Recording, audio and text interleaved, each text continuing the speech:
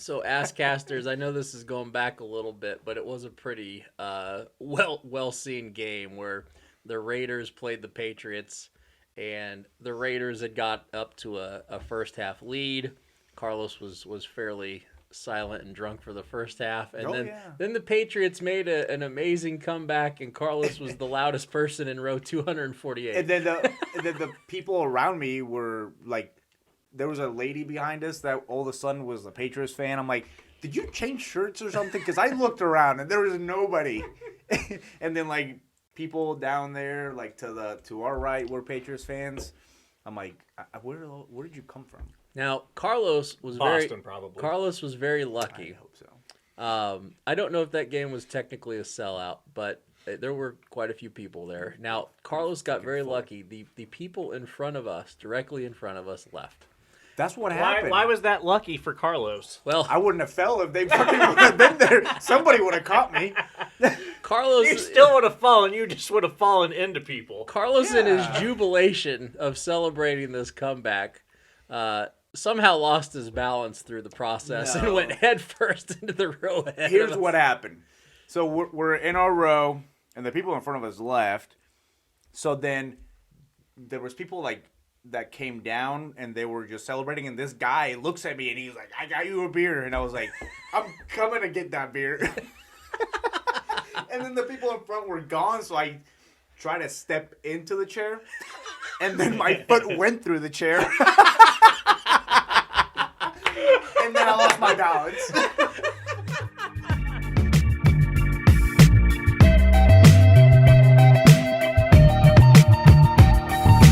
Hello, I am Robert Stack, and you are listening to the Asscasters podcast.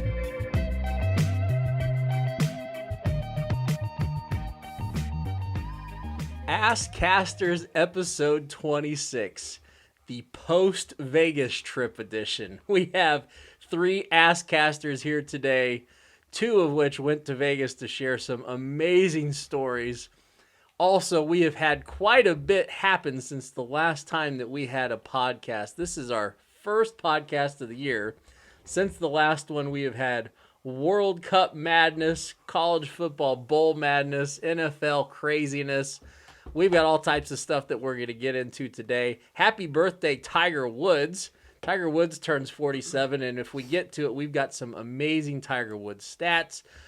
Just so much to jump into. Unfortunately, we've got a situation with the Buffalo safety where just a tragic injury occurred on the field. We'll talk about what happened, maybe what the NFL should do here moving forward, and talk about those types of things moving forward. So we've got our 3 Asscasters. We might have Schwammy call in. We'll figure that here in just a moment, but we'll lead in right to our good friend TJ. TJ, Happy New Year. Oh, boys. I'm here. I have one less toe than last time I talked to you. Not really. I'm just bullshitting. Oh, that would be a great story. Yeah, I was like, forget anything. We were talking about this. No, nothing exciting happened. No. Well, you've been doing Did you some partially lose a toe? I cut my ankle, but I wasn't really thinking about it. That's full blown This is a depression. new- When you this start is- cutting ankle bones. This is a new TJ. He keeps sending me shit that he's doing, pictures of cakes, pictures of pottery that he's doing. Dude, did you see the fucking I can only imagine this is your lady friend bringing you to all this. Yes. Okay. Yes. I was like, there's no way TJ is doing this willingly. No, I was willingly doing it. It's just it was not my idea.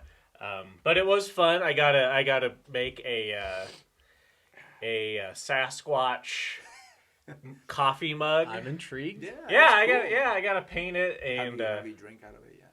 no, it's getting schmelted right now or whatever. Schmelted. I think You that's should have a made word. an ashtray. Well, we can go back. Like Okay, it's a thing. I made an ashtray once. No, you don't. You dated. You dated Oh, an sorry. you ate an ashtray. Yeah, you banged an ashtray. I did all of those things. Yeah, Carlos. Carlos, how was your break? Oh, it was good, just lots of drinking. Falling into the Falling front into row. life. We will get there. Falling into Falling life. into life. Stumbling face first into life. Yeah, no, it's good. Just never going back to Vegas until next time. Until next time Andy invites me. Then, yeah. Well, let's hop right in. We did talk about in our very last podcast. It was the pre-Vegas podcast. This is now the post-Vegas podcast.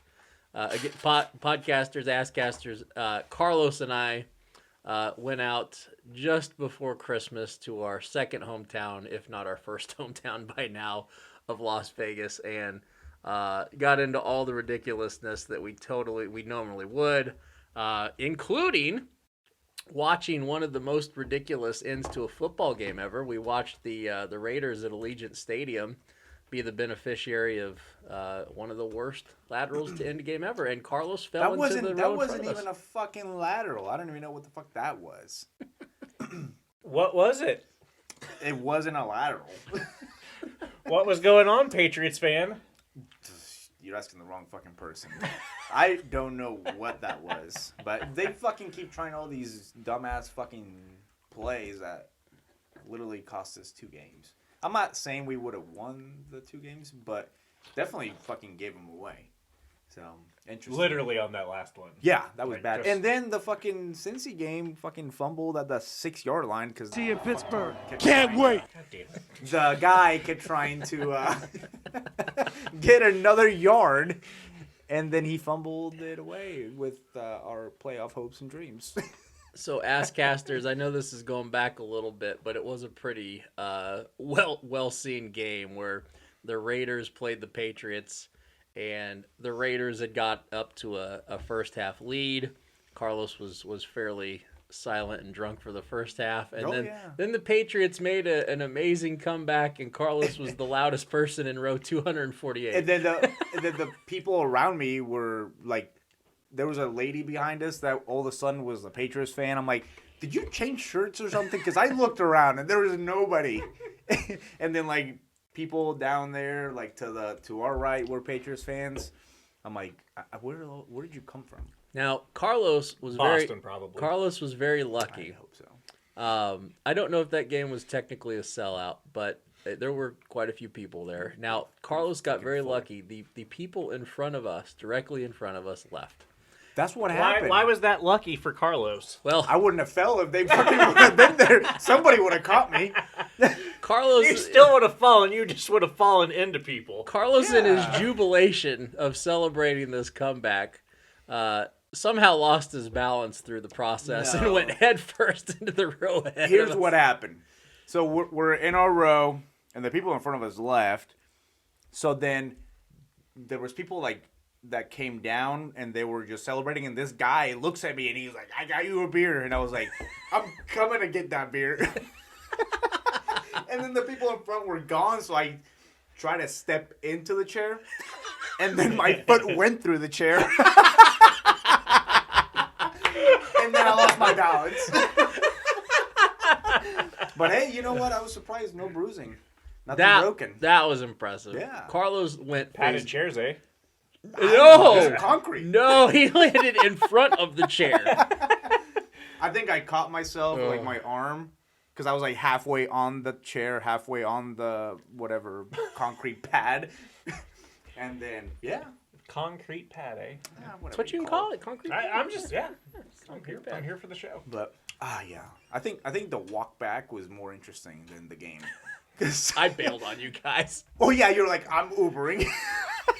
And I'm like, it's like a fucking half a mile. I'll walk. The fireball shots were starting to kick in at that point, and I needed a toilet. At some point, I was just sharing like tequila with like Patriots fans that were just equally as depressed as I was. We just kept looking at each other like, what happened? Do you remember giving people around you hugs? Andy was a hug monster that day. You don't hug your parents. They weren't at the Patriots. the minute whatever his name is, Chandler Jones, I think is who. Yes, he won the game. Yeah. Well, he used to be a Patriot. Anyways, Andy just looks at me and he's just, come here, just give me a hug, and then turn around to Frankie, gave him a hug. Again, the fireball was kicking in. People around us. God, dude, we were taking shots at like 6 a.m. Well, fireball. Another thing we can talk about Asscasters that's fairly sports related is that during this trip, we also had the fortune of catching the third place and championship game of World Cup. And those games got teed off at the nice and late time of 7 a.m. local time in Vegas. And we thought we'd be early, and it was fucking packed. We had to go sit at an alternate bar. That was for... Now, I think this was for the third place game. One of those days I came down there, and I don't know. I thought it was the Croatian third place game. And there were 3 people that were already asleep. That was a Croatian one, yeah. They were asleep in the sports betting book at Excalibur. And security came by these people like, sir? They would wake up, and then security would just stand in front of them, just staring down like, what's the point here? They've already woken up. Why are you watching them now? So the goal that day was just not to fall asleep at the chair, and Carlos and I we made that happen. I fell asleep afterwards. Made that happen. Yeah. How long did you guys stay at Excalibur in the betting room? We planted roots there pretty early. Oh, yeah? And left. I pretty created late. a zip code and had a mailing address. I had a P.O. box in there just waiting. So one of the things that we figured out, like Vegas is getting a little stricter about giving you complimentary beers in the sports betting room. So they were saying that you needed to do a $100 bet on a sports game to get a complimentary beer. Now $100 sounds like an expensive beer to my little white trash taste. So the person also said, or you can bet $10 on a horse race. So I was like, all right. I'm already doing that. So I came back to the chair one time after betting on, I think, Detroit and Michigan, or I don't know, some stupid game I bet on.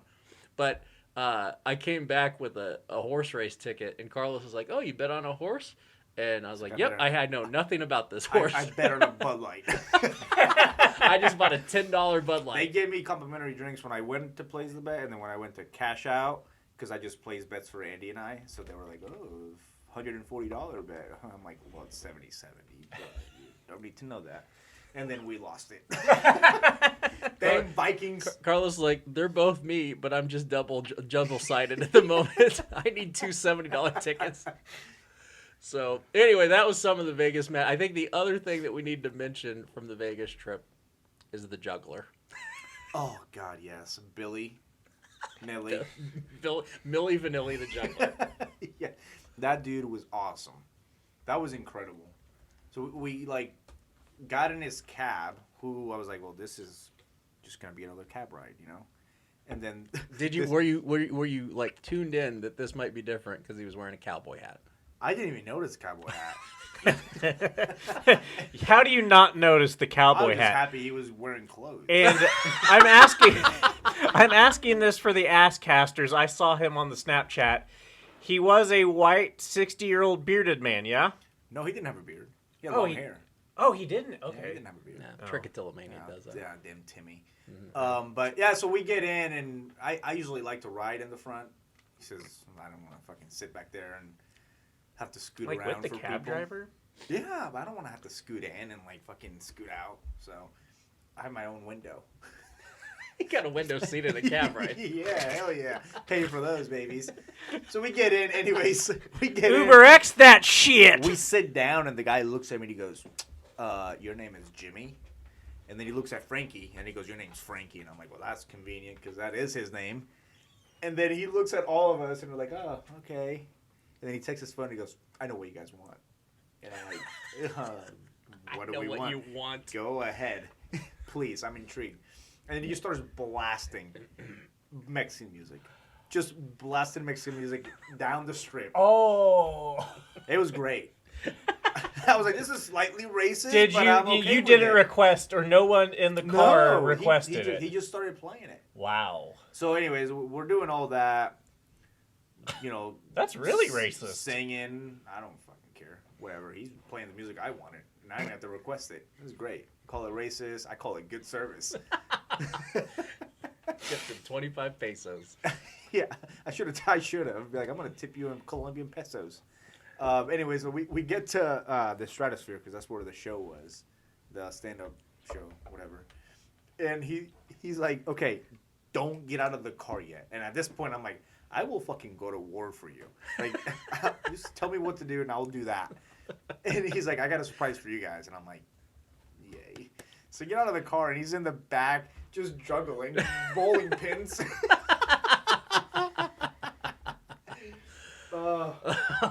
That was amazing. I was like, I just want to ride in this cab forever now. That's a racist juggling cab driver. It was great. I enjoyed it. So let's tie a bow on one of those things sports-wise that happened while we were out in Vegas. Final thoughts on not only the who won World Cup in one of the most amazing finals game ever, but maybe the entire World Cup experience 2022 and how we're going to remember the Qatari World Cup. DJ? Two things come to mind. One, Messi, where do we rank him all time now? He does have the World Cup under his belt. Does that mean he's the best? I'm going to leave that there for a moment. The other thing I will take away from this World Cup is how shitty the FIFA is, how shitty Qatar is, and basically... Breaking news. Well, there goes our Qatari fans. Oh, No downloads in Qatar. Yeah. our show is banned in Qatar. Atari, same thing. We have a beer can as in part of our logo. Like, no Qatari is gonna... That is true. Yeah. They didn't even serve beer. Like, fuck them. Even though Budweiser was their primary sponsor. That was hilarious. And then Argentina received $75 million worth of Budweiser they were products. still drinking it. There were so many people celebrating in the streets and highways of Argentina. Like, I 4 was... million. From a construction standpoint, I said to myself, you know what? That highway is probably tested for a certain amount of vehicles and weight, but it's not tested for that amount of 4 people million and weight. people. Holy, I was waiting for one of those bad boys to fall down, one of those highways. Oh. Oh, man. Carlos, thoughts on World Cup? I will remember this World Cup. You know, the two girls that served us at that little tiny bar, the little lobby bar. You remember this in front of the checkout or check-in, like where we watched the World Cup final. Oh, okay. What was When Audrey was giving us donuts at 9 in the morning. Okay, yes. Do you remember the two girls that served us? They had been working overnight. Yeah. I can't remember her name. Oh. She was great. It was Hispanic girl and white trash girl, right? Maria and Ashley. Elsa and Maria. Ashley with a Y. Let's make sure we get that straight. Or Brandy with an I. No, she was probably an Ashley. She was ASHLIEGH. And then there was the Cuban guy, remember? He yeah. was cool. But Yeah. that's how I remember this World Cup. This girl was feeding us fireball shots at 7:15 in the morning. Yeah. That's And why. then- That's why I had to evacuate the Raiders stadium as quick as I did. And then I'll remember Andy using a towel as knee pads. As the what? As his knee pads. Okay, so one D-pads for what? One To final. throw up. One final Vegas story. No, let me tell this real quick. This is great. So we're like trying to figure out what we're gonna do Sunday night. So I texted Andy. I'm like, we're going downstairs. He goes, I'm done for the night. He's like, I can't do this. I'm just gonna sit in my room and shake. And so the next morning, I'm like, God, this is gonna be a sight to see when I see Andy at the airport. By the way, they went like 18 hours before their flight. Oh, that was all crazy Sharon's fault. So I get to the little boarding area, and Andy's sitting there, and he looks at me and he goes, man, I was shaking like a leaf last night. he goes, I had to put a towel down to put my knees on top of it so I can throw up. It's hard linoleum, man. He's like the people next door to me, all they heard was this. Tiles on the bathroom floor are so hard. Sounds like an exorcism going on in Andy's room. Oh, it was brutal. Yeah, I was on my knees enough. I needed some hooker pads. So did you have the shakes in the nighttime Because you were drinking too much or not enough? Oh, it was too much. It was too okay. much. We started at 6 a.m. every day. I'm blaming hashtag World Cup. That was all World that Cup's was problem. brutal. Yeah, it was Because instead of 6 a.m. if the World Cup hadn't been going on, we would have started at like 8:30. a respectable time. An hour and a half. Hey, that hour and a half is the difference between the shakes and just excitement. Yeah, so when you think of shame, and I've done many shameful things in Vegas, but that was one of those. I told Carlos, I was like, this is why I get hotel rooms to myself. I was like, I can't even imagine that experience with a roommate. I love the fact that I saw Sharon at the airport here right before we got on the plane. And then I saw her in Vegas right before we got on the flight home. And that was it. That was it. She took sleeping pills at like 2 p.m. It was great. During which During day? the day. The very first day. Yeah, we got there and We land and she dropped sleeping pills. Why? and Did your she old- wake up the whole night? And then Or your old man was just like, I don't know. it was like 6 p.m. He's like, well, I'm going to go to bed too. I'm like, oh, right. they went to bed at 6 in Vegas? I don't know. Maybe they were in the room fucking the whole time. Who that knows? was not happening. They I were can fucking assure knocking you. boots. Yeah, maybe they'll have a Clackety, clackety, maybe they'll clackety, somehow man. have a grandchild after all. It'll be their own. They created. That would be the first time. Willingly. Yeah, that'd Old be man's the excuses up. Didn't bring the Jimmy hats out to Vegas. Didn't know that was gonna happen. Oh, all right. Boy, the weed in Vegas makes your mother real horny. All right. The only other thing. I back wish to I World wouldn't Cup. have said that. Sorry. Back to World Cup. That was an amazing finals game. Amazing. Yeah. Oh my God. We went down and fucking Argentina was up 2-0 already. And then Mbappe decided to just go ham and score 2 goals in fucking minute and 30 seconds. He's pretty good. He's all right. It was amazing. Oh, yeah, it was great. I was really hoping that it'll be more Argentina fans, like, around us so that I could, like, piss them off. So we could get kicked out of Excalibur. Well, it's not owned by Argentina. It's probably owned by Qataris. Possible. Possibly. But that was great. I never stayed at Excalibur, and I think that's going to be my destination when I go back in 3.5 years. Is it not the best hotel? It's pretty good. It's up there. Pretty good. Yeah, it's great. Now, shame on them for temporarily closing down automated roulette, but whatever. Oh, We yeah. survived. But, hey, I like the little shop they have.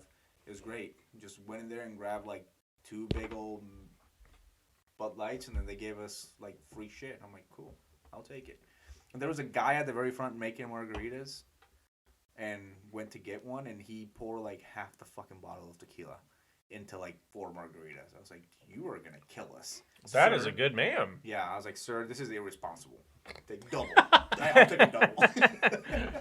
Make sure he's feeding me drinks all night. And then we were outside smoking, not cigarettes, and some 3 3 cheese. Anyways, and this guy comes up to us, the front area people, and they're like, you can't smoke that here. And I said, oh. Okay, so then I moved to the other side of the no smoking sign, and then he goes, you can smoke it there. I was like, my man. Oh, man. Oh, what a town. TJ, do you remember anything that has happened in the last month or so since we podcasted relative to college football? Do I remember anything that happened? He's trying to This is a remember sports. right now. This is a sports podcast. in college football. So yes, let's start. Let's start with the most recent, heading backwards. I saw K-State and Alabama. Alabama killed K-State. I am upset with myself for not betting that one. You had 8 points to play with if you would have done it. I fucked up. K-State started off pretty well. Well, did. Deuce hit a big one, I know. 85 yards, that, and that cost me. Did it? It did because I had his over/under on yards. Oh, good for you. so that happened. KU went into overtime with Arkansas and triple overtime and lost to Arkansas. Where was I after that? Can we talk about that last play? I know this was going back a while, but do you remember? No. Okay. So after Honesty. after their quarterback had over 500 yards and 5 touchdowns passing. The KU guy or the Arkansas? KU guy. Okay. So they're down 2 points, getting ready to go for 2. Guess who they pull from the fucking game? Their quarterback. They took him out. Okay. For why? Unexplainable. The original starter? Yeah. Daniels? Yes. Really? They pulled him for the final play. I turned and then, that game off when it was like 22-0. I was like, I'm done with this. Yeah. Whatever the score was. As most people probably should have. Well, I shouldn't say I turned it off. I left Twin Peaks. I just walked out. So anyway, that was frustrating because I just didn't think that play made sense. And then if you see the throw by whoever his replacement was, or backup, or special play guy, Special play guy. He throws the ball about 15 yards over the head. Of it was whoever his just as intended good receiver as was. that kick from Ohio State. That was That a was awesome. gloriously shitty kick. Dude, that guy is pretty decent from what I was reading. Yeah. And we were watching it at a New Year's party we went to. And the guy next to me watching it, he goes, man, this is going to make his career. If he makes this, he's going to be just in He's the a NFL. legend forever. And then he missed, and I go, or not. I'm like, you will not sniff an NFL field in your lifetime unless you're putting down the turf. hey, that's our job. Or you sell it. Can't be do that. Well, we install it. Maybe, yeah, you can hire him as a turf builder. He sure as shit took enough fucking Based turf off for that his kick. analysis of kickers, I don't think we want him. Wow. He just couldn't see the uprights. That was the problem. It wasn't the turf. I did bet on that game. Which one? The Georgia-Ohio State game. You didn't bet on the Bama K-State one, but you bet on that one. Yeah, I don't remember what I bet. I just know I bet it and lost. Oh, I bet no, I don't. A new pair of kicking shoes. I think I bet someone. I don't know. I lost. I'm glad that's clear. I don't know how the Devils have done really over the last month. I know I've watched them lose. Are they winning or losing right now? Let me tell you. Tied. It's tied. Tied 0-0. 0-0, so they are not doing either one of those. Did you just make the smooth transition from college playoff football to the Devils? No, I'm still We're not even done no, talking about I was just I'm curious still- where he's going. No, I'm just still trying to gather my thoughts. Oh, okay. Here's a question. Is Cincinnati's old head coach the head coach now at Wisconsin? Did that happen? Luke Fickell? I have no idea. I think that happened. I think that happened. Okay. I don't know, man. So that happened. The Michigan State quarterback. What's his name? Michigan Not State? Michigan State, just Michigan. Wolverines. Oh, Their McCarty? John, JJ. Did you Oh, the guys girlfriend? see his girlfriend. Yeah, that's No. a nice side. That's a nice sidecar. I'm like, just please keep showing her. I don't give a shit about the game.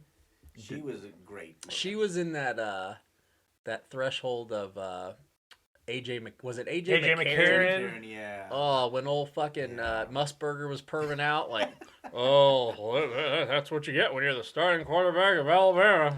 Look at that fine piece of T-bone steak over there. And that's when I wanted to become the quarterback of the University of Alabama for the first time at the ripe age of 27. Hey, with the transfer portal, You can graduation still do it. rules, and COVID, you could still get there. Yeah, you got some eligibility left, right? Yeah, I think so. Graduate student.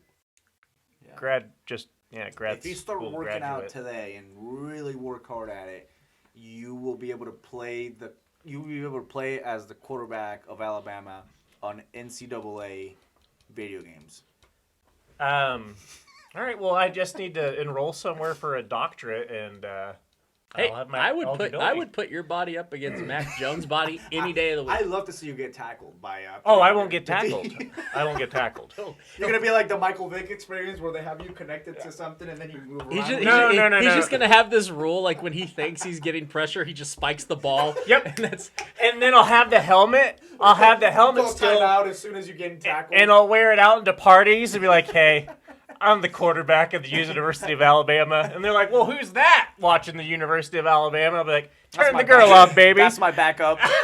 he'll be the only quarterback in the history of Alabama that wears sunglasses in his helmet. and headphones. I can't let Nick know I'm high. Papa Saban would cut me. You were in there just on the sideline warming up your torch, whatever the fuck that thing's called. I'm grabbing more beers, fellas. Did you not participate in any 3 chai today? I did participate. Did you in some quit 3 your chai. habit of smoking whatever the hell that concentrate is? No, I had 2 dabs before I got over here. Good for you. No, I was working right up until I was working, and then So we quick story about 3 chai, not about 3 chi, but actual weed. Actual weed. We get to Vegas and we're like, Audrey's cousin's like, God, how are we gonna get weed here? I'm like, we're just gonna drive to the dispensary, bitch, and we're gonna get weed. She didn't know it was legal, so she just like kept asking people, like, can I get weed? I'm like, I bought like half a fucking pound, bitch. Let's smoke. Wow, so she bought the plane ticket not knowing you could smoke weed? I know, because she was like, I need to like bring some weed. I'm like, No. you do not. 5 years ago, yes. Yes. 5 years ago it was legal. Because remember, we got... That was like 3 years ago, 3-4 years ago. Oh, was it? I don't know. I really don't remember the last couple Vegas trips. Good. I don't want to remember this one. I really don't remember too much of Vegas. Like, too much. Too Mitch. That'd be a good rapper name. Like a white guy. Too Mitch to quit. Mitch too. Too Mitch to Quidditch.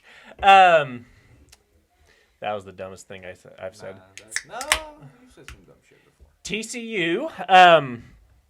TCU made our show notes for 2 reasons. One, They're easy yes. to spell. 3 reasons. 1, they have the best Twitter account in college football. Good job, Toady Frogs. 2, they're playing for the national title game.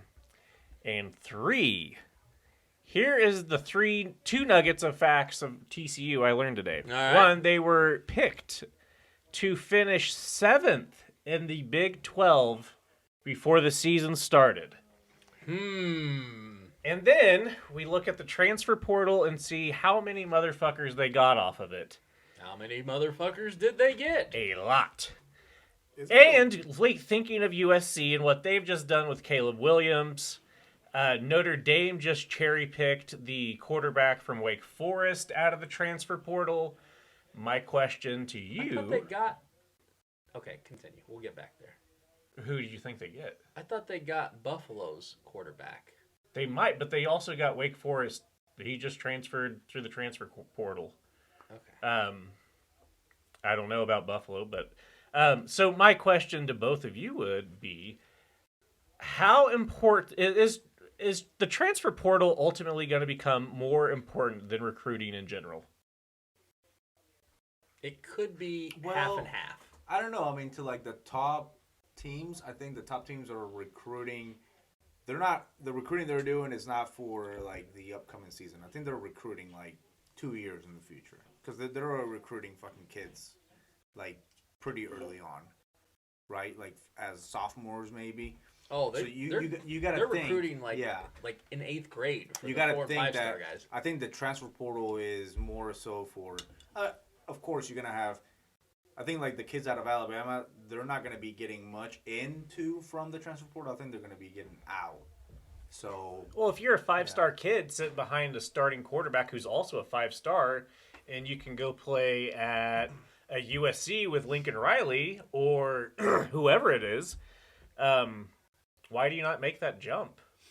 Right. Max Duggan I forgot where he was at, but apparently he made the jump, and here you have TCU now in the finals. Isn't TCU's running back out for the game on Monday? I don't know. I thought I read that today. No, I just thought it was an interesting point and wanted to get your thoughts. My thought would be, I would say that the elite programs are still going to be able to recruit and start, on occasion, elite freshmen. And I think that's probably going to be the difference between the elite programs and the non-elite programs. Because I don't know how many 3-star recruits and below that you're going to be able to start as true freshmen.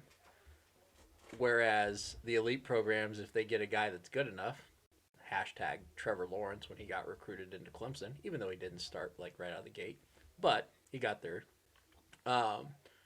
that's only going to be for a select few. And then knowing how to work the transfer portal, I think it could play maybe like 50% of the puzzle. For USC this year, it played 75% of the puzzle for USC this year.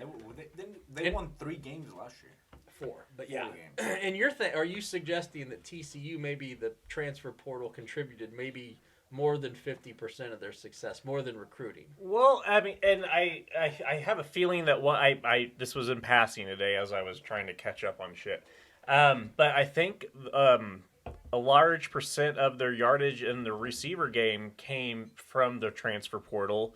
And just a prospect that I was thinking of that we've kind of seen the 5 stars jump and elite prospects being able to start somewhere else. Joe Burrow initially committed, and he was Ohio State. Exactly. He was there.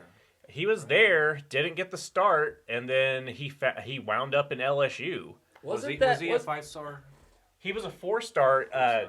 but still, I mean. So wasn't his quarterback room, wasn't it Joe Burrow, Justin Fields, and I feel like there was one other one in there. And Justin Fields initially committed to Georgia because he grew up in Georgia. Okay. Okay. Georgia's at Stetson Bennett right now. The reason he had been in Georgia's program so long, red shirt, and he had to sit behind so many guys. And I mean, it just goes to show there's talent to be found, whatever. I don't know. Resource. There you go. There's definitely talent to be found or resourced, as Andy said, in the talent or the transfer portal. I'm interested to see how it carries out into college football and in the playoffs from here on out. You know who another great example of how the transfer portal can or cannot break a program? Fucking Colorado. Just wait till next year. We're going to figure out. We have been dumping on Colorado the entire year, and for good reason, and we were right to dump on them the whole year. But I have a feeling when we're going to go from a program that had 1 win this season, and I bet you when futures bets come out next season, I bet their over-under for total wins is going to be at 6.5. I will almost guarantee it. So here's the quarterback room at Ohio State with Joe Burrow. Joe Burrow, J.T. Barrett, Dwayne Haskins. R.I.P. Yeah. He is no longer with us. We got that card. Okay, so here is University of Colorado's current 2023 class, signed, dated. This is who they got. Dylan Edwards, who committed first to Kansas State and then committed to Notre Dame. Then to Colorado. Then soon he'll be committed to Derby again. He's coming back. He's staying home. 5th-year freshman. So, I mean, as a Notre Dame fan, I see that, and I'm like, okay, maybe it's a good thing he's gone. He's going to get crushed anyways. He's way too fucking small. Dante Moore was the 5-star quarterback that initially committed to Notre Dame. Then he flipped again. I think he might have flipped another time.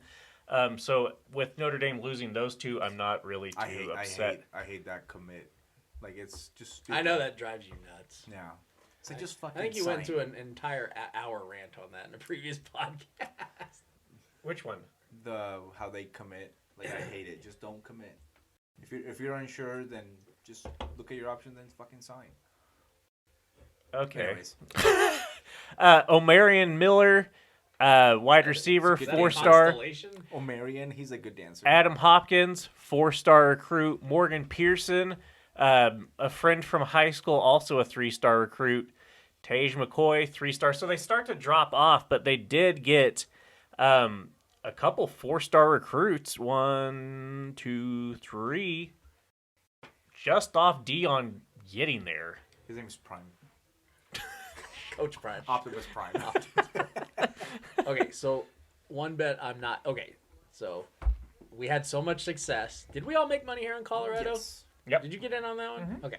So as much confidence as we had this season going into that bet, I will have if they plant the number of wins, at 6.5, which is where I think they're gonna land. I'm not fucking touching that damn thing. If it's under that, then maybe I'll go over. Yeah. But it's gonna be really, really interesting. They have been so bad. I mean, USC was bad last year, but they still won 4 games. Colorado was nowhere close to winning 4 games this year. How many games did they win? Just who? Colorado this year? 0? One. They won 1 game, and they weren't close in pretty much everything else. Remember they only lost to what was that thing we were joking about? We only lost to Wisconsin or whoever the hell they lost to. We're like, we only lost by 26 points. Oh, that was we only lost to a ranked team by. Yeah, there you go. But the Pac-12 is like, they had a better year this year. They had a really good year. USC is going to be great again next year. UCLA? Oregon is getting Bo Nix back, I think, again. Somehow he's got like a 8th year of eligibility. I think he's coming back. He had... Can't wait! ...in a COVID red shirt. So he's coming back. UCLA, I do believe, loses their quarterback, but Chip Kelly, he's got them headed in the right direction. Cal's not bad. I mean, the Pac-12 is going to be good. Utah's awesome. Good, yeah. So, they got worked over though the other day by Penn State. Yeah, that was tragic to see. So anyway, speaking of USC, we just had on the Rose Bowl, lost to Tulane. Blew a lead against Tulane. Yeah. Tulane was a really, really good team this year. I just want to point that out for all of our Tulane listeners. Hey, hashtag Tulane. All the people down in New Orleans. New Orleans, the Green Wave. Yeah. It was once blue, but they somehow beat it's green. K-State. It's like the 3rd game of the season. They did. Yeah, Tulane had a really good season. USC, great season. They finished poorly, but I mean, I don't think anybody expected them to be playing for any significant bowl. I kind of did at the beginning of the season. I did. I was pretty. We talked about that at the beginning of the season. I printed off their schedule. We won money on them. We did, and we went game by game with a little schedule that had Lincoln Riley's ugly mug on it, and we had them being pretty damn good this season. Yeah. Well, they'll be good next year. I think that was episode 5. Yeah. We'll put that on the year in review. Yeah, that'll be next year's rear in the view. Yeah. So, one thing I'll mention about college. Rear in the view. So, did you guys watch Tennessee versus Clemson? No. I think I fell asleep. Okay, so walk us through it, champ. I am going to walk you through this. So, one thing that I did miss on tremendously, maybe not tremendously, but I was pretty hot and bothered at the beginning of the season about how good Florida's quarterback was going to be, Anthony Richardson, and my things about Anthony Richardson. Oh, he's 6'4", he's 235 pounds. To old top all of a sudden. He's got everything that you ever want in a quarterback. I was all about him. He can't throw the ball worth shit, but we learned that this year. You need that as a quarterback. If that's something you're looking for, yeah. We learned the hard way. I can do a mean handoff, but I can't throw the ball. I can even pitch it. So Anthony Richardson, if that's his name, he let me down a little bit. I thought Florida was going to be better. I thought he was actually going to get Heisman consideration. Didn't quite happen. But Tennessee versus Clemson. I saw my guy. This is my new guy. Number 4. This is number 7. Number 7. Joe Milton III. Is this the new hooker? From a long lineage of Joe Miltons. He's gonna get hurt preseason. This is the new hooker, right? It's the Andy curse. Yes. This is the Andy curse. Yes. Andy talked up, hooker, Hendon Hooker, and then, bow, hurt. Andy talks about Richardson can't throw a ball. Now he's talking about some guy, Milton III, Milton Keys III, and he's just going to get hurt. Can we throw in the Raiders there? He's going to retire. Can we throw in the Raiders, David Carr, and Josh McDaniels all in there too? If you want to. Actually, I'm going to give you a name that's even more regrettable than that, and it's a Raider too, but I'll get to it. John Gruden. Henry Ruggs. Did you ever say anything about Ruggs? He can't drive a car. Not anymore, clearly. Should have Ubered. That State Farm jacked his insurance. Guys, drinking and driving is not fun. Well, the fucking goddamn upcharge at Vegas for an Uber is crazy. I get it. Yeah. I checked the receipt. There was a rugs tax. They're still trying to pay off that Corvette. 7.6%. That's not bad. It had a pop print. What?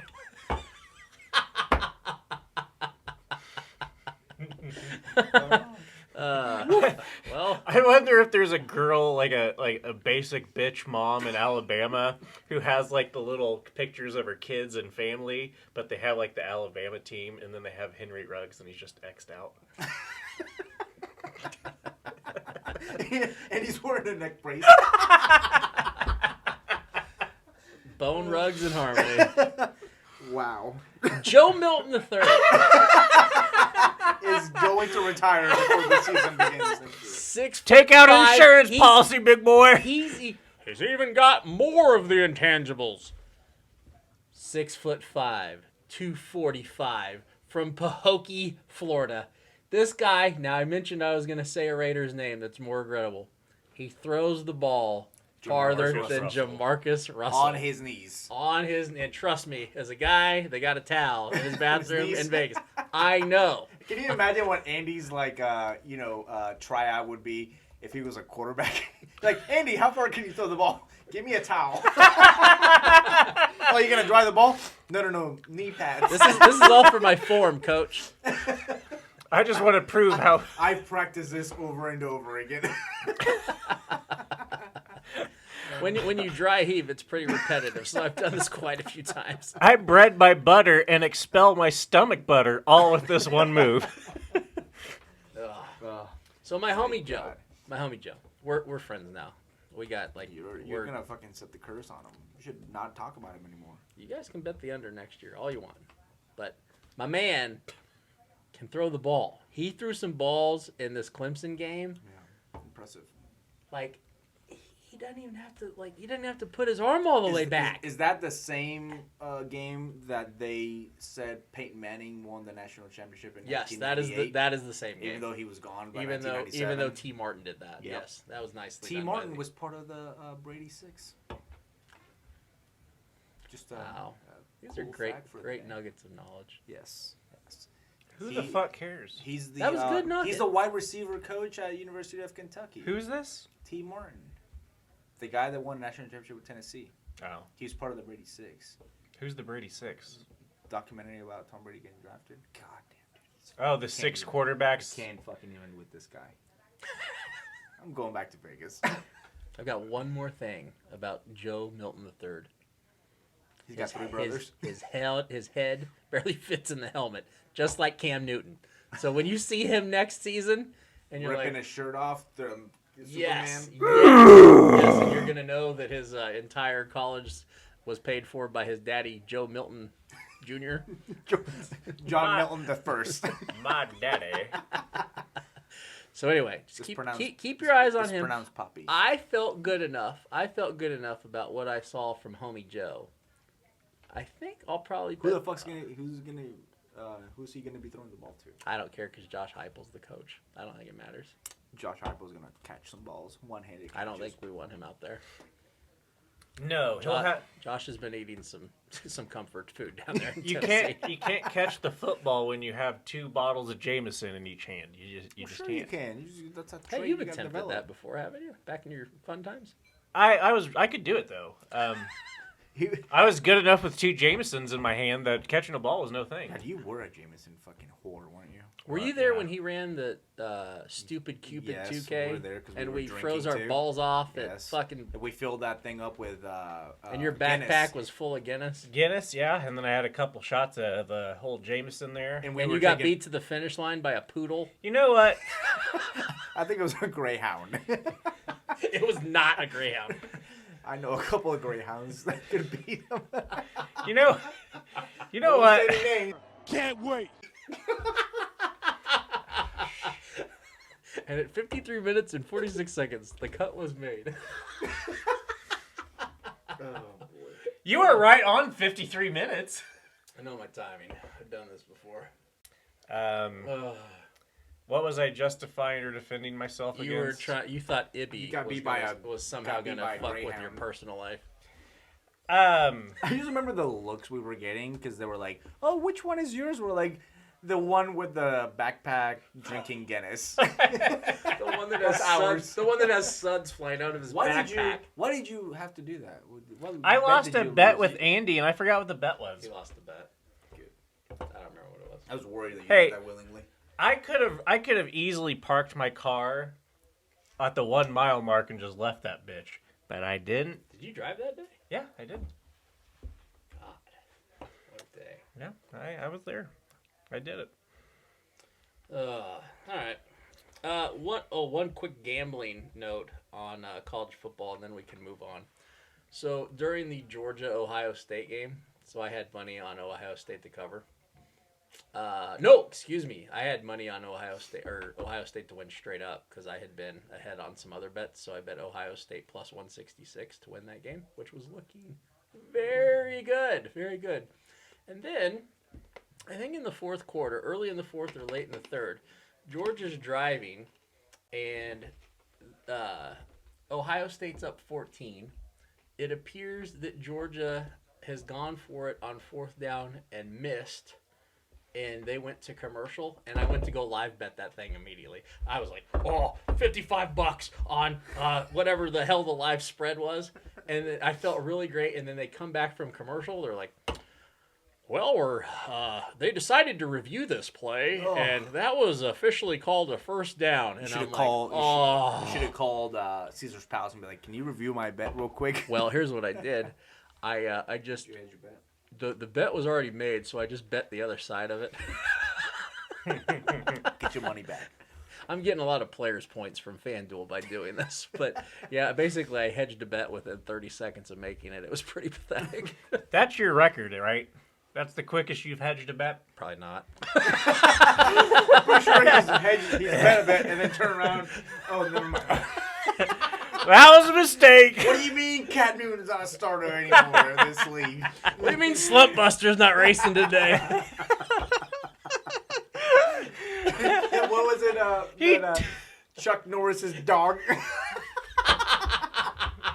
do you mean Chuck Norris is What running? was the name of that? That was a damn dog? I thought that was Chuck Norris that was running. Oh, what was Chuck Norris's uh, dog. It was the only dog to have a beard. And he wore a hat. A Walker Texas Ranger hat. The bunny and the greyhound had a hat on. Yeah, they also drive Uber on the weekend.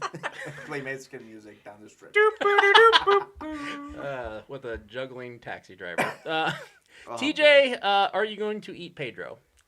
Yes. So I woke up on A day. a day to eat Pedro. I forgot what day. By the way, Asscasters, this is not sexual. Or cannibalism. Or racism.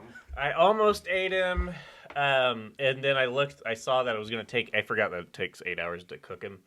So, Again, we cannot stress this enough.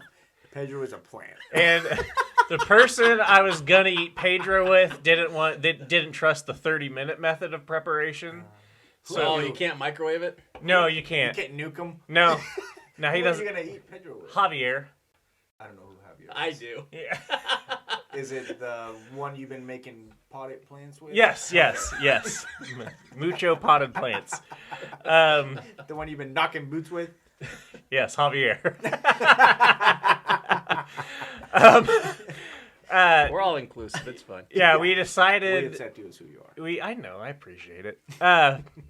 We decided to eat him the next day, but then I woke up so I got up at 9:30. We had a late night, early morning. So then I woke up at Andy 9. and I had already been drinking for like 18 hours. I think Croatia scored 4 times by then. Yeah, like I woke up at 9:30 and went out to the couch, and I was like, all right, I'm gonna start boiling it. And then the next thing I skin know, them with like a potato peeler. so you can there are a couple ways. What I'm gonna do, I'm just gonna chop them up. Marinate then- them a little bit, season them. Oh, I'm gonna get some lemon and squeeze some lemon in there, and then boil his ass. You can make a margarita out of it. And I'm gonna Ooh. I'm gonna do some reduction on him. So I'm just gonna boil. What's it. reduction? I mean, I should know this, but So TJ's gonna air fry Pedro. is that what you're gonna do? no. Oh. We're just gonna boil him down until he gets nice and good, and then we're gonna fucking drink him. So I'm actually gonna make him into like a little juice. Can and we then... put a firm date on when this is gonna happen? I feel like poor Pedro. He's gonna. Okay, so the reason we were wanting to eat him so early is because I didn't think he was gonna live through the fall. But He's a cactus. shut up! No, he's not. He's an aloe vera. He will live through a fucking nuclear fucking war. Hey, and we're getting close. We might find out. No, cacti need warmth and they need sun, and I don't have warmth. And sun. Just put him next to a heater. No, I have sun. Put a space heater. Put him next to your butt. Space heater in a fucking 40-watt bowl. Anyway, I was worried about Pedro not lasting, but now I'm pretty positive Pedro's going to last the long haul. Hey, So just when fucking resist do the you Brazilian. boys? When do you guys want to do it? This weekend. I have nothing to do. There's no. Well, there's football. I have Who a cares? hockey game on Saturday at 11 p.m. 11 p.m.? That ain't gonna Yeah. work. Oh, gross. Who does that? Fucking Jesus Christ. So okay, Why? 2 weeks from now. awful. 2 weeks from now? That sounds great. Because there's no college 3-day football. weekend. I can probably make that happen. Yes. How do you have a 3-day weekend? So, I think now would be an appropriate time for us to transition into what has happened with the NFL. Did you read that? Yeah. What has happened with fantasy football? What, do we need to cut something again? What happened here? What's wrong with what Nothing, he we're said? good. He didn't say All right, anything. we're good. So, Old Man Asscasters has come down. By the way, this is brought to you by our friends at 3chi.com. I don't think we've given them any props today. 3chi for your Delta 8, Delta 9, Delta 10 needs. We are looking at the phone that Old Man has presented us, showing his fantasy football scenario. He is in the third place game. He has not played for money in the history of this league, which goes back, I think, to the Reagan administration. And he is very excited, but we are in uncharted waters. And, Old Man, why don't you explain what's going on here? I wish I knew.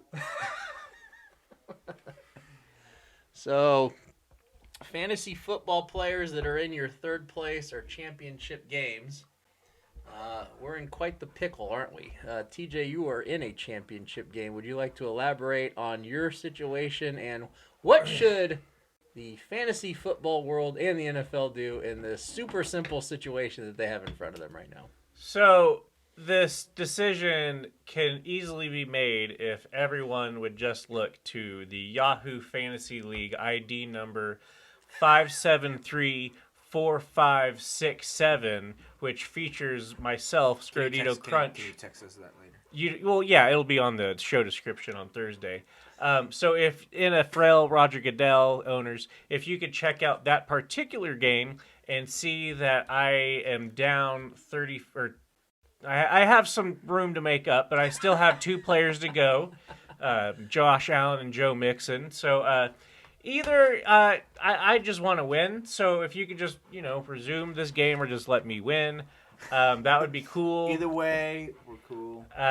No, I don't know. Booger McFarland brought up a really good point. Probably his first one in a while. Well, it was a straight point, and it wasn't crooked. It was a hard booger. Talk about shit you need to cut I'm out. trying to give him a hand. Okay. His crooked feet. Never mind. Sorry, you were just blowing Pedro about a second ago. I'm trying to keep up here. I think Josh Allen just hit the stairs upstairs. he brought up the point that they should wait until Damar Hamlin's situation is better figured out to make a decision on when to resume the league.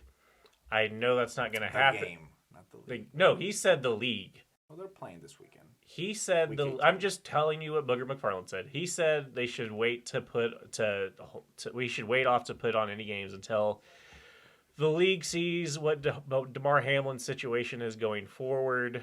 I don't know how you guys feel about that, but Not good. I mean, but it's I mean, it's a Watch tragic the video. thing, but I mean, what is the show must go on kind of mentality? It's not. I mean, I get it. Like, you definitely, there's no freaking way they were gonna play that game Monday night after what happened.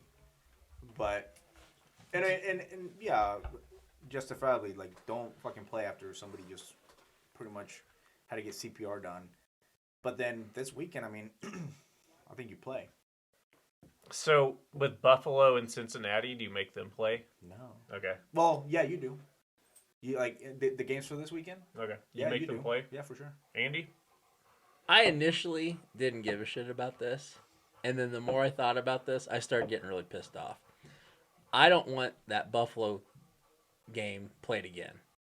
Yeah. Like yeah. there are like Asscasters. I have come from significant mental trauma in my days, so But there. no, well, you didn't have.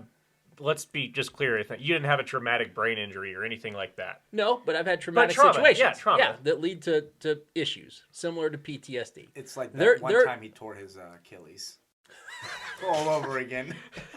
And then the nurse tried to pull him off by his knee or by his ankle. The point guard. Anyway, So this is what got me like pissed off the more and more I thought about it. There's a couple things that got me worked up. So the primary one is that we have seen so many ridiculous calls made for illegal hits on the quarterback due to supposedly air quotes player safety over and over and over and over again.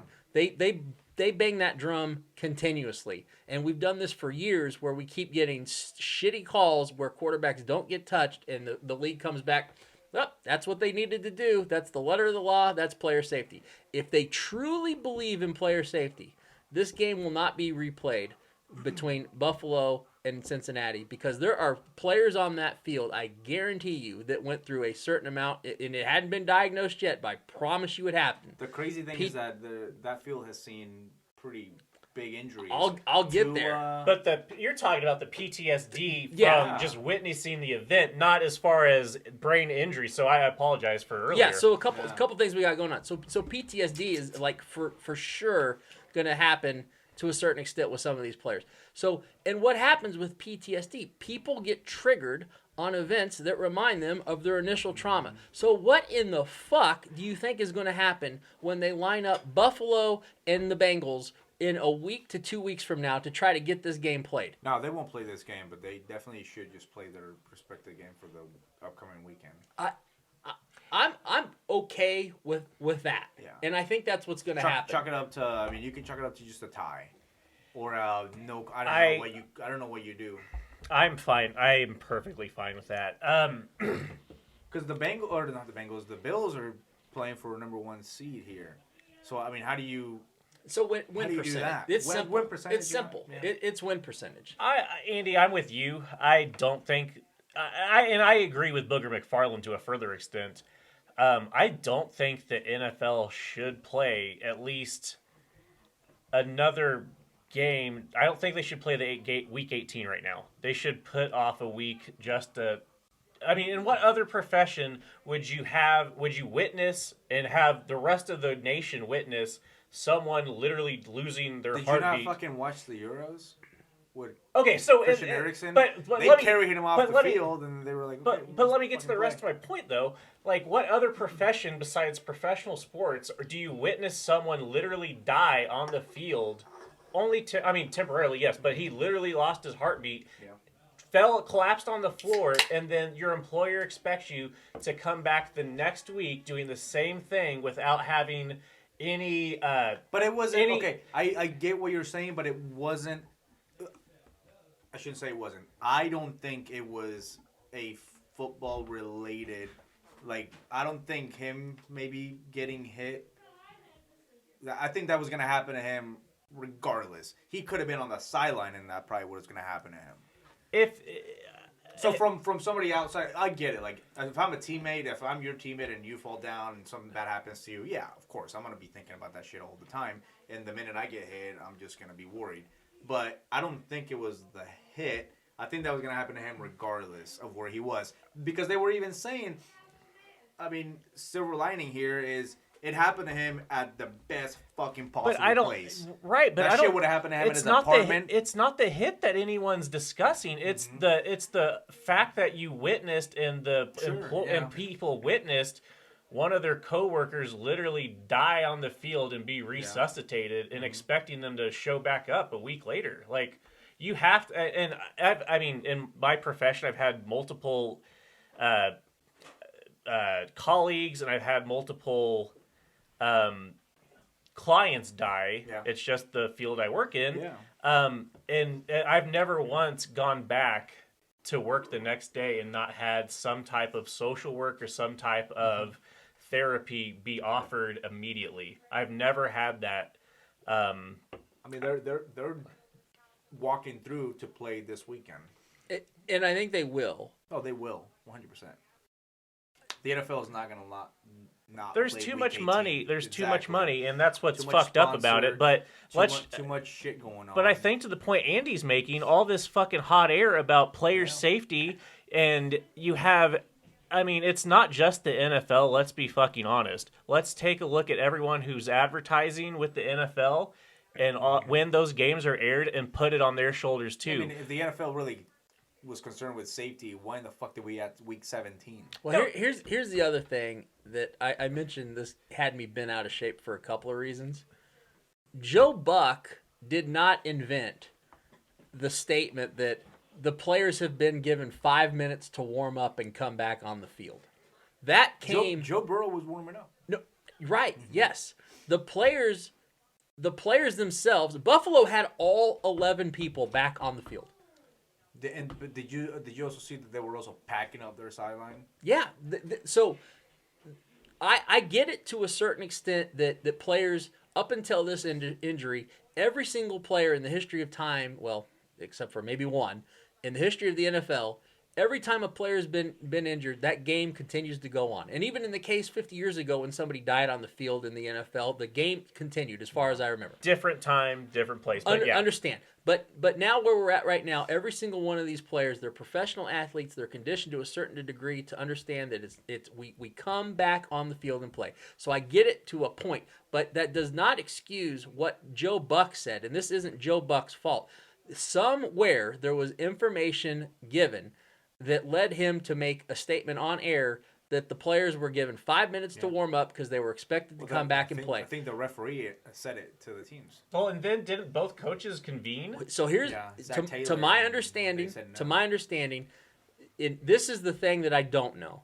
Nobody has confirmed, and what really pisses me off about the NFL, and they got really good lawyers, so we're probably never going to know.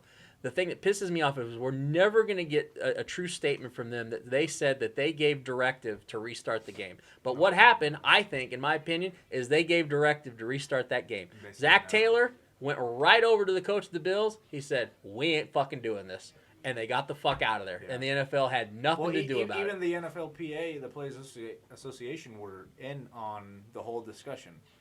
So, I don't know. I don't know. It's a new year. I mean, you have a stadium full of, like 50, 60, 70,000 people. I mean, I don't know. Like, you just, say, hold on, we're trying to figure out what to do. I don't know. Well, I think there's more to it than just saying, hey, we're done. I think it's probably like a delay. Like, they probably knew they weren't going to play that game, but they're just trying to figure out how to move forward. I don't know. Well, I mean, no matter what, glasses are back on Asscasters for TJ, by the way. They were off for 32 seconds. No matter what, the NFL and Cincinnati and the Buffalo program they were made to make a decision on Thursday. Ultimately, the right decision was made, but I don't think it was at the directive of the NFL. Sorry, No, that definitely was not. No, and no. I think they probably said, look, you guys are down on the field. If you want to play, you can. If not, then we're going to make it your decision. I don't think there was ever a time where they said, no, as the NFL, we're not going to play today. I don't know. If the NFL wants to make a statement for the new year going forward with mental health, player safety, that whole thing, make this the paramount issue. Make an example, make a message with this, but it's not going to happen. Then don't play fucking 17 games. Don't play preseason for all that matter. The only thing I'll say to the NFL's credit is that the people that I've followed on Twitter and done a little bit of homework on that know how the league's built and how the league communicates and how teams operate has suggested that the league has been very good about opening up resources. To your point, like when you've had issues happen with your work and you have the next day where you have the opportunity, should you choose to accept therapy or those resources that are there. The NFL apparently is doing the exact same thing. So I'll give them a little credit there. But they are That's not their initiative, though. I bet you they're like, we're going to look really fucking bad if we don't do this. Right. Part of it, yeah. And that's the easy part. I also think it is an easy decision to never play another snap of this Buffalo Cincinnati game. If they play another snap to try to continue that is against player safety. Well, how different is it? What's the difference between not playing that game other than playing Sunday? Because of who you're playing. Not against each other. Because again, going back to this trauma thing. Okay. That if I'm Buffalo, that's the guy that I'm in the secondary they're not room. gonna fucking tackle T. Higgins because they're like, fuck. Like, that's a serious question. Could absolutely happen. Yeah. That's a serious question. I wasn't like saying and T. Higgins, unfortunately, with the fucking disaster that social media is, he's getting fucking heat. blaming him. They're giving him heat. I'm like, He did nothing wrong. Absolutely not. Absolutely Get not. off of his ass. He did nothing. He did what he's supposed to do. Fuck him. Fuck the people that are coming after him. That's just ridiculous. Yeah. So there's just so many factors that could lead to accelerating mental trauma from that standpoint that if the league cannot understand that, as simple as that is, I mean, I think this is really simple. I think it's pretty binary. You don't fucking play that game. But if they play that, I'm gonna be heated. Well, they're definitely not playing it anytime soon. But what about like what happens next year? Do we know that though? I don't It's only even- been postponed for. They're saying they're playing week 18 and then decide after that. I don't know what's happening. I don't know. I think the right move is just do the win percentage. I want to give them. Don't fuck just. It's a wash. No, there's no tie because the tie fucks with the win percentage. It's a wash. You don't fucking lose. You don't win. You don't tie. And I want to put this out there to the Asscasters. We are recording. It is 7:10 p.m. Central Time, January 4th on a Wednesday.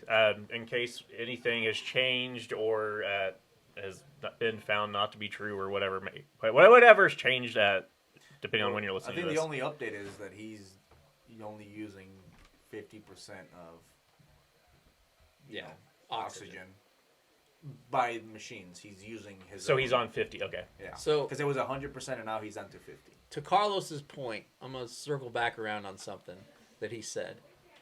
Cincinnati has had a very, very unfortunate circumstance with some bad shit that's taken place. I think that place is haunted. Man. They closed that fucking stadium down today. So we have what I don't think is arguably the worst event medically that's happened just here within the last week. This is the same field that Tua got concussed on. Oh shit! This is the same. This is the same field that Ryan Shazier got paralyzed on. And I'll throw you the last one. Antonio Brown. Oh my god! That's when Antonio Brown became AB. It is. It really is. So that is the perfect point that he just made. So when we saw Antonio Brown as a Tampa Bay Buccaneer walking off the field with no shirt, that was in the Jets stadium though.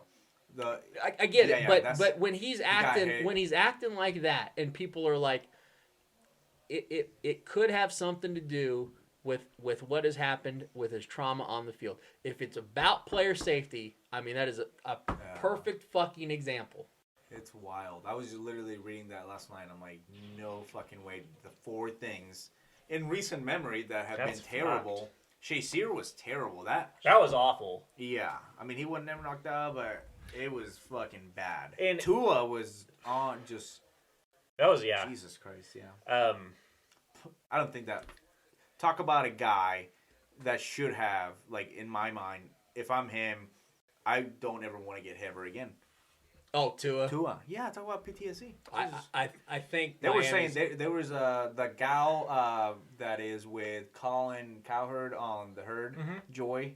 Yeah. She was saying that she's like, if I'm Tua, I'm retiring today. Like, forget, you already made a decent amount of money.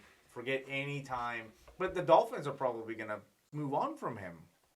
If I'm Tua, I'm like, well, I'm moving on from you before. I don't. I'm done. I don't think Dolphins are moving on from him. I don't think they are. Really? They've had a great. I Their think it- offense was humming this year. I think. Yeah, but with like if I'm looking myself in the mirror, like I don't ever want to put that guy on the field ever again. 20 years ago, Tua's on the fucking field this week. Well, Tua yeah. probably. Yeah. Tua never fucking came off the field. Well, he had to. I mean, Well, yeah, but you are right. But if I'm the Dolphins, owner, GM, coach, and if I'm Tua, I'm like, dude, I don't ever want to fucking anywhere near my head. no. That changes the way you play, the way you. I mean, Jesus Christ, I'd be fucking scared shitless. Just like this guy. I mean, God, if he ever comes back, let alone, be back to normal, let alone go back to football. Do you think no fucking way? That's too real. And yeah, what's your mental health worth? Yeah. I mean, we've seen all the people that have suffered from CTE and the tragedies that have stirred from that. At what point? At what point when you're a parent and you're talking to your kids about when they're 8 and 9 years old, do you say, "Nah, this isn't worth it. You need to do something else. You need to find something else." It's not worth it. The thing between your ears is the most important thing you have. Yeah, for sure. They were saying I heard a point today where it was oh well, football's safer, but I'm like, okay, but the athletes are more violent. You look at high school kids, I'm like, dude, this guy he looks like he can just go out and play the NFL today. Well, it's wild. I remember talking to someone who played rugby, and they were bringing up the point, and they weren't from the United States. They were bringing up the point that there are hardly ever, not maybe hardly ever, but there are significantly less head injuries in Australian rules football and rugby. Yeah. And and I know what happened to Damar Hamlin wasn't necessarily a head injury; it was a heart stoppage. But just with the danger of the NFL that we're talking about, and she pointed out that the reason there are less injuries in rugby or Australian rules football in comparison with American football is the helmet. The helmet is what fucking causes all the motherfucking injuries because it's used as a weapon, and tackling, it's getting better in the last 5 to 10 years. Oh, I don't know about that. Hold on. I think playing on turf is probably worse. Well, playing How on hard turf, that is. right? Playing on turf. Yeah, literally your company is just the worst. The United States Football Association is doing a better job of teaching tackling and recommending and how the coaches teach tackling to developing leagues and Pop Warner football. So that is a positive, but the helmet is becoming. It is not becoming. It is a weapon, and causing more injuries. yeah, It's it sickening. is. I don't know. I mean, boys, I got a split. I have a dinner at 7:30. Oh, well. Well, Hope it's at Walt's. no, it's at a Abuelo, so Oh, nice. you're fine it's then. not bad. Yeah. So, but I figured I better go and meet my boss. right on, Broseph. Until we smoke Pedro in 2 weeks. 2 weeks, Pedro. Smoke them or eat them? Well, We're can gonna do put both. We're gonna put him in a salad shooter. We can do both. Perfect. Chop them up and just go around. Put a salad topping. You're gonna have the best Greek salad of your life. We can put them in the air fryer. Caesar salad. Air fryer. Some panko on them. We can't afford panko, motherfucker. See you, Betty. All right. Okay. The one positive note that I've seen, other than the fact that Hamlin might survive, is what's been happening with his charity. Yes. So if I remember right, his stated goal on his charity, and he's got Asscasters, he's got a charity that I believe is kind of like a toy donation. Toy donation for under or at youth children. And I don't believe that his goal for his charity was too terribly high. I mean, literally for a pro athlete, I think his goal for his charity was like $2,500 of donations annually, which is, I mean, pretty low at the end of the day. As of the time that this podcast is being recorded now, they were approaching $6 million. They hit $6 million. $6 million for his charity today. So if he pulls through, and God, I hope he never plays again. If he decides he wants to, that's on him. But I hope he never does. And if he's able to dedicate himself to that charity, this might be one of the great stories as far as what the end result could be if he pulls through. So hopefully we get there. But he's got a long way to go. He's still in trouble. Andy, you might have heard, and you brought this up. We talked about the Chris Pronger injury in '98 when he took a shot off the chest and he collapsed. That was from commotio cordis. Exact same thing. Same thing. Same thing. It's a heart condition. What happened to Chris Pronger, who was a defenseman at the time for the St. Louis Blues? He was hit in the chest, and apparently that causes a disruption in the electric current in your heart and the aortic valve, I think. If you're hit at the wrong, however you want to word it, if you're hit at exactly the right time or exactly the wrong time, it will do what happened to Chris Pronger and what happened to Hamlin. So, in Chris Pronger, I mean, to put kind of a lighter note or a more optimistic note moving forward, Chris Pronger came back and I believe won 2 Norris trophies after that. He played 4 days after this happened. Yeah, obviously Hamlin's his situation's a little bit more complicated than Pronger's, but just that Pronger was able to come back and play and live a successful life, a successful career. Yeah, he's a Hall of Famer. Prongs? Is that what the hockey people call him? Prongs? Yeah, he was a monster. He played a physical game, and I mean, he still continued that after his injury. So, hopefully, Damar Hamlin can get healthy from this. And yeah, Andy, thanks for bringing the lighter side about this. I mean, I think it's gone up like $4 million since the injury happened. That's crazy. So yeah, that is an awesome result of a shitty situation. Andy, as far as NFL goes, kind of moving on from Damar Hamlin, your Vegas Raiders, talking about them and their coach and Derek Carr, or David. Is it Derek?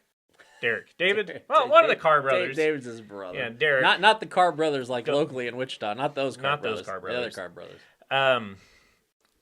The good Carr brothers. What do you see happening to Derek? What do you see happening He's gone. Jeff McDaniels? Well, McDaniels stays. And it's just because they can't afford it, right? Pretty much. Okay. Derek, where is he going? Where is you a Raiders fan? Where do you head next year and into the offseason at quarterback? What are you hoping for? What have you heard? So, Derek Carr is going to go to the last home for the wounded puppies. He's going to go to the Indianapolis Colts, who cycle through quarterbacks like nobody's business. But Matt Ryan, they tried to recycle that waste, and that didn't work. And Derek Carr is going to be the new shiny toy next year, and he's going to relieve about a $31 million cap hit for the Raiders, which is why they're not keeping him. Yeah, and if he were to get injured in Week 18, he would be owed that money. Yeah, that's why you just saw a start from Jared Stidham. Jesus Christ. Not a good one, by the way. Yeah. Well, actually, Stidham didn't do that bad in that game, but as far as a long-term solution, Stidham would not be one. The Raiders are going to have Probably not the greatest of draft positions going forward. So I don't know. I don't know if you're going to be able to get your franchise quarterback with their draft position, and I just don't see the Raiders being smart enough or ballsy enough to move up to go get the guy that they need. So I think they're in probably a really, really bad spot. I also don't know what this does with Davante Adams. So Davante Adams, the whole beauty to that signing was the fact that he was getting married up with his college teammate in Derek Carr. That whole story's done.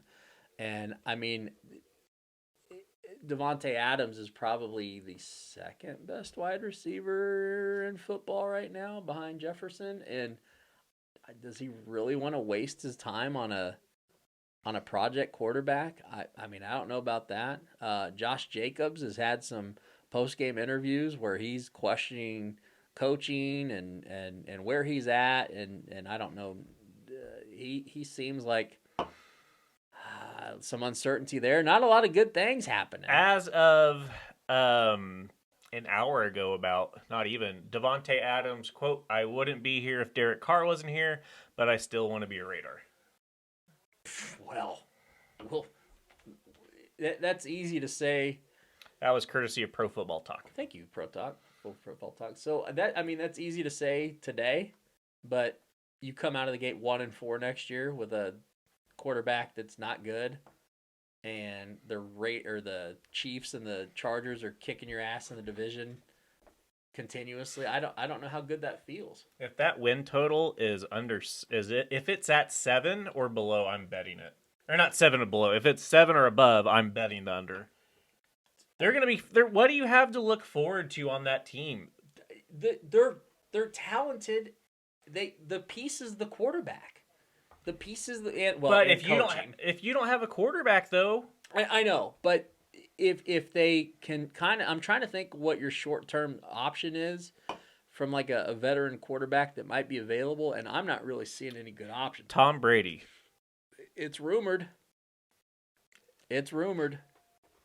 That was the Dana White conspiracy theory, isn't it? If Tom Brady's their quarterback, I'd go above 7 wins. Oh, because you got Jacobs, Waller, Davante Adams. Yeah. Crosby on defense.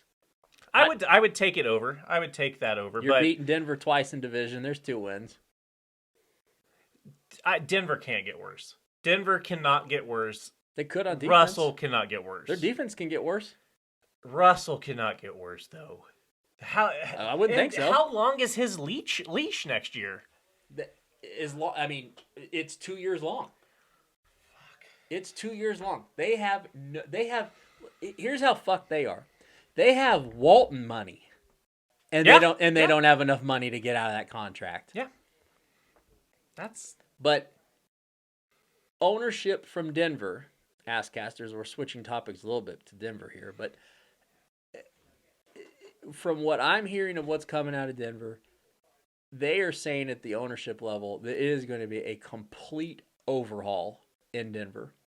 But in between the lines, you have to know that a complete overhaul means that Russell Wilson is still your quarterback to start next season. And by the way, your Devils are up 1-0. Thank you. God, I don't know. The reports, like, it just seems like Russell Wilson sucks. Like, not that he's bad, like he's not talented, but he's not putting forth the effort to be not only a leader, but he's not even putting the effort in to be a good teammate. I don't think it's not that he's not putting in the effort to be a good leader. I think he tries. A good teammate, debatable. But they say winning cures everything. In Seattle, winning cured everything. Russell Wilson was the same douchebag in Seattle that he is now in Denver. Now he's just not winning. So when you hear some of the guys that played with him in Seattle during some of those successful... Russell Wilson almost won 2 Super Bowls. He won one. He was a play away from the second one, yeah. When you think about those guys that have played for Seattle and they're detached from that situation now and can speak freely, they basically tell you, we hated this guy. We hated him. But we played for him because we were winning. And how much does Pete Carroll's stock go up? Perfect transition. Geno Smith he came out firing fucking dimes, and isn't he still the NFL leader in passing completion percentage? Geno Smith at the beginning of the year, we were arguing on this podcast if he was going to start over Drew Lock, and now he's getting Pro Bowl consideration. I hope our listenership in Denver goes up. I mean, we're probably going to get a lot of hatred, but I don't care. Denver, you got a great college hockey team. Not the University of Colorado, Denver. No, that's where I was going. I just wanted to make sure. I'm saying Boulder. My difference between Denver and Boulder, Colorado. Come on now. The things about him having his own parking spots and his own office. But hold on, I'm putting the brakes on that immediately. He had his own parking spot in Seattle, as does every starting quarterback. That doesn't mean he's any less of a douchebag, though. It means he's a starting quarterback in the NFL, and that's just what you get. Andy, but now he's losing. You've been in multiple locker rooms. Granted, they were like high school and like middle school locker rooms. Same here. But when the coach's kid is treated differently, everyone else on the team gets pissed off. But what I'm saying right there is he's not getting treated differently. The fact that he's got his own parking spaces, every single quarterback in the NFL has their own parking space. Every one of them. He's just losing now. I don't know if they do. They? I'm sure they do. I'm sure they do. Absolutely. Let's look this up. I'm sure of it. It's not a Russell Wilson thing. Geno Smith pulling into Seattle right now. He's got his own spot.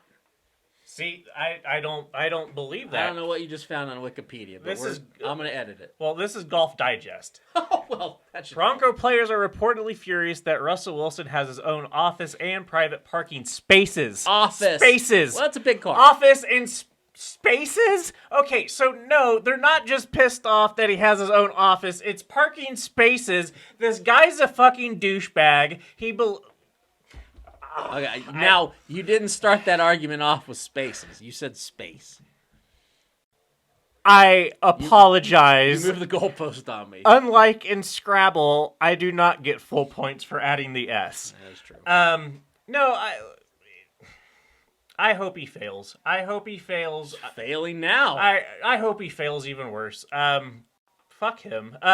Also, on people I like to see do horrible. I thought you were going to say heroin. Well, heroin too. I mean, whatever way you want to go down the horrible path. I'm not wishing heroin addiction on anyone, Asscasters. Who is the motherfucker I was going to make fun of? Or not like? This moment brought to you by our 3Chi. friends at 3chi.com. 3Chi. For your Delta 8, Delta 9, Delta 10 needs. God Reach damn out to it. 3chi.com. God damn it. Son of a bitch. We're talking about Russell Wilson failing. Someone else wanting to fail, but who was it wanting to fail? That you wanted somebody to fail? I want to fail.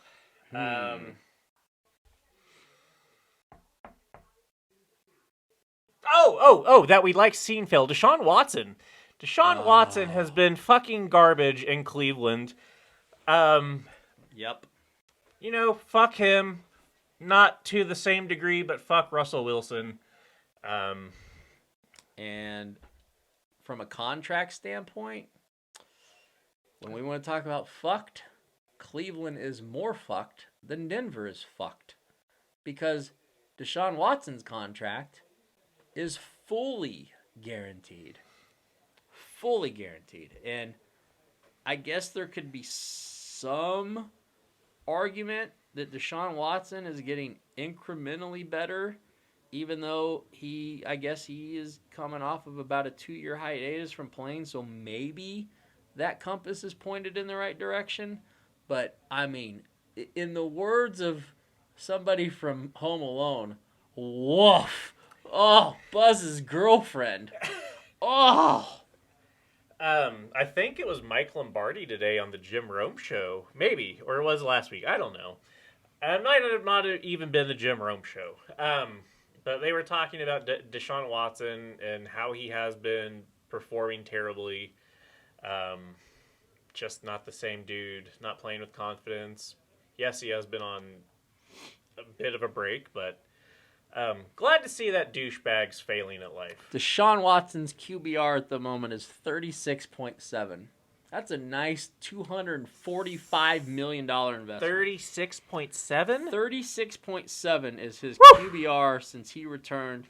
Let me see if I can get you a little bit. You are older than his QBR. I am.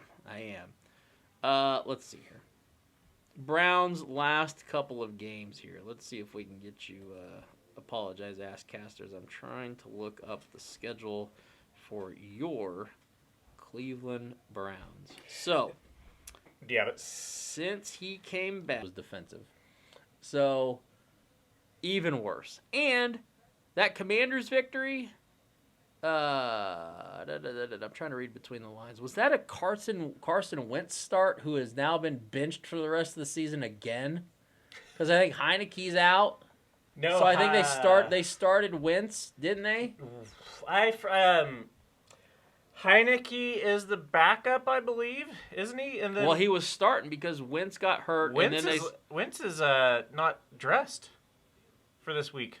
for this week. You're right. Yeah. Yep. I think. Yep. Let's see. Nope, not him.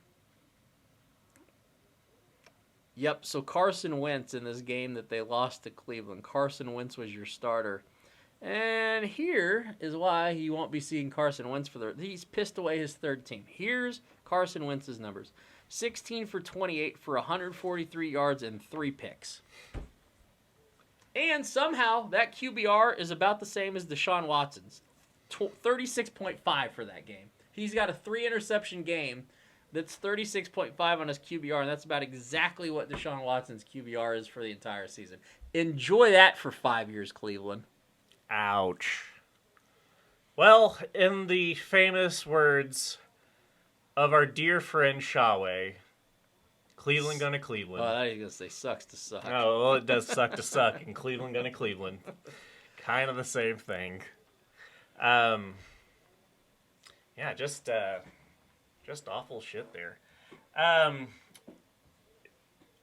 My team right now, the Dallas Cowboys, they have the potential to lock up the NFC East and the number 1 seed in the NFC this weekend. So they need to win. And we need the a Eagles Philly need loss. a loss, and that's all you need? I believe so. We might need a 49ers loss in there. Okay. But yeah. Well, I've got an Eagles minus 180 ticket to win the division. That wouldn't be very, very happy if that happened, but I guess I'll be rooting for you anyway. Oh, you don't have to. I wouldn't root for me. I wouldn't expect you to root for me. I root for you sometimes. Andy, to your point earlier, touching on the Damar Hamlin thing, Zach Taylor is giving praise to Sean McDermott. Is that the Bills coach for his swift actions in regards to that situation? Devils up 2-0. Emily Kaplan anointed that the United States men's national team, the soccer boys, are officially a premier world program because we have an international scandal on the grandest scale. I was going to ask if that had anything to do with it. So what's the deal there? They're investigating, was it Berhalter? So Claudio Reyna, who is the... Asscasters, we make great transitions. Now we're going back to soccer. Claudio Reyna and his wife are the mother of Gio Reyna, who plays currently for the U.S. men's national team. He was benched for a good portion of the tournament. And weren't you guys arguing that he should be playing? Carlos and I were arguing that he should have been playing. We were asking what the hell is going on. Berhalter, it later was pointed out that Berhalter was keeping Reyna off the pitch because of maturity and team issues. Then Gio Reyna's mother and Claudio Reyna's husband. Claudio Reyna played with Berhalter in the 90s on the U.S. men's national team as well. With Tony Meola. So, Gio Reyna's mother told the U.S. men's national program that Berhalter had kicked his now wife and then girlfriend, Rosalind. So, I don't know. I don't know who to fucking believe. Berhalter said it happened, and they're happily married now. It seems, I don't know. It seems like he's past it, and Rosalind said that she was past it. I just wish we could, we already had the youngest team in the fucking tournament. Could we just get our best players on the field? Can we drop the petty shit and just have the best players? Be nice. We're not talented enough to have feuds like this. Other than that, I have nothing else to wrap up on. It was a great holiday break. I don't really. We played some video games over the holidays. You got me a great book over Bo Jackson. About 2 months ago, it was an early present, and your next one's coming tomorrow. Yeah, so that's all I really have. I mean, I don't know if we're doing final thoughts yet. Final thoughts. Andy, what do you think about the Berhalter situation? How was your Christmas / New Year's? And what are your final thoughts? U.S. soccer, I'm excited for him. I think the thing I'm excited for is the fact that World Cup's going to be in North America in 2026. And I'm getting to the age where I hate to be around people more than I ever have in my entire life. But, God, I'm going to be around a whole bunch of people when that shit happens in 2026, and we're going to watch that in a bar. There's no way I'm going to fucking KC Power and Light. But I'm going to a game. I'm going to a game or two. I don't think I can do that. But I'm excited to see where U.S. soccer is at. I'm going to shoot from the hip and make the assumption that they're going to be good enough to qualify for the World Cup. If they can't, that'd be pretty... Well, they're the host nation. I know. Yeah, they already qualified. So they're good. Okay, so we don't have to worry about that. So they're good there. I thought the USA had some offensive deficiencies in this World Cup. But, 4 years from now, that could be a completely different picture. So I'm not too terribly worried on that front. So that will be exciting. As far as Christmas... in the break, I watched more fucking TV than anyone should ever be able to do. Yellowstone, completely caught up. It's amazing. Just watch it. And season 5? I'm completely caught up. Okay. I've got what's called a Philo membership now to watch season 5. So we're all good on that. Asscasters, if you've ever had hesitation to watch Yellowstone because it's a Western with cowboys, just pretend it's not a Western with cowboys. I'm going to throw my opinion in there just so the Asscasters know. Asscasters, I watched it until season 2, episode 5, and the cowboy hat still bugged me, so I don't know. Oh, fuck. So I quit watching. Anyway, so it's good enough. It's better than Breaking Bad, which is probably a point of contention with you and I. But you haven't finished Breaking Bad. I know, because it's putting me to sleep. It's my sleepy show right now. But better than Breaking Bad. The spin-off of Yellowstone 1883 is pretty damn good. Some people think that that's better than Yellowstone. I wouldn't quite go that far, but it is definitely worth the watch. It's only one season. You can get through that whole thing in a fucking weekend, so encourage you on that. And just started 1923, which is another spinoff of Yellowstone. Great, great TV. So, are we going to get a Depression era Yellowstone? We're kind of there. We're just we're right in our dirty 20s right now. We're just coming out of World War I. So, we got World War II coming up. We're going to get maybe a Cold War Yellowstone. Yeah, remember, we're still working out the situation. We never really did a good job of taking care of the Native Americans, and that's ongoing. So, wait, what? We never really did a good job of taking care of the Native Americans, which is an ongoing theme in Okay. Yellowstone in 1883 and 1923. So, regardless of what our international conflicts are. We have internal conflict that we didn't really do a good job of, so you get some of that. And then let's see, had a great time in Vegas. And final thing that I'll put on my final thoughts is I've already done this. The line on TCU versus Georgia is 13.5.